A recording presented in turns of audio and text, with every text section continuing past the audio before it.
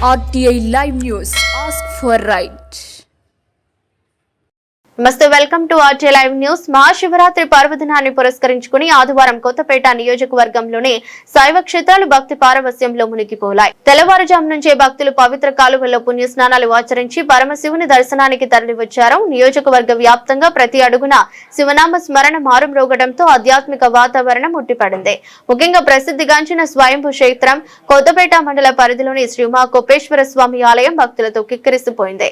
స్వామివారికి అర్చకులు శాస్త్రోక్తంగా పంచామృతాలతో విశేష అభిషేకాలు, ఆలయంలకు అలంకరణలు చేశారు. వేలాదిగా తరలివచ్చిన భక్తులు సుదీర్ఘ క్యూలైన్లలో వేచి ఉండి స్వామివారిని దర్శించుకున్నారు. భక్తుల రద్దీని దృష్టిలో ఉంచుకుని దేవస్థాన ఈవో పి కామేశ్వరరావు, ఆలయ చైర్మన్ మైలవరపు సుబ్బారావు, కమిటీ సభ్యుల ఆధ్వర్యంలో ఎటువంటి అసౌకర్యం కలగకుండా పకడ్బందీ ఏర్పాట్లు చేశారు. హరహర మహాదేవ శంభో శంకర అంటూ భక్తులు చేసిన జయ జయ ధ్వానాలతో ఆలయాలు పులకించాయి.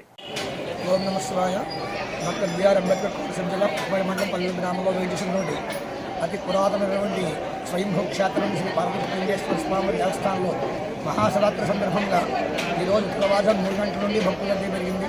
భక్తులకు అనుకూలంగా వాళ్ళకి క్యూ లైన్లు, వాళ్ళకి దానిలో కావాల్సిన మంచినీళ్ళ సదుపాయం, చంటిపిల్లలకి పాలు సదుపాయం ఇవన్నీ మనం ఏర్పాటు చేసాం. కాబట్టి భక్తులకు ఏ విధమైన ఇబ్బంది లేకుండా చూసుకుంటూ, భక్తులందరూ మనోభావాలు తెలుసుకుంటూ, వాళ్ళకి ఏ విధంగా ఉంటే బాగుంటుందో చూసుకుంటూ వాళ్ళకి తగ్గినట్టుగా మేము దర్శనం ఏర్పాటు చేయడం జరిగింది.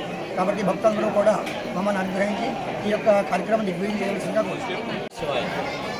డాక్టర్ బిఆర్ అంబేద్కర్ కోనసీమ జిల్లా కొత్తపేట మండలం పరివేలు గ్రామంలో వేయించేసినటువంటి శ్రీ ఉమా కోపేశ్వర స్వామివారి క్షేత్రం చాలా పురాతనమైన క్షేత్రం. శ్రీ స్వామివారు ఇక్కడ అమ్మవారు, అయ్యవారు ఇద్దరు ఒకే పీఠం మీద గెలవడం చాలా ప్రాముఖ్యత సంతరించుకుంది. ఈరోజు మహాశివరాత్రి పర్వదినం. ఈ మహాశివరాత్రి పర్వదినం సందర్భంగా వేకువజామున 3 గంటల నుంచి భక్తులు శ్రీ స్వామివారిని దర్శనం చేసుకోవడానికి వస్తున్నారు. భక్తులకి ఏ విధమైన ఇబ్బందులు లేకుండా క్యూ లైన్లో కూడా ఏర్పాటు చేయడం జరిగింది.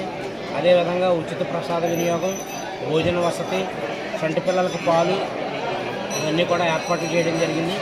మధ్యాహ్నం 3 గంటలకి శ్రీ స్వామివారి రథోత్సవం అత్యంత వైభవంగా జరుపుకున్నట్టుకు అన్ని ఏర్పాట్లు పూర్తి చేయడం జరిగింది.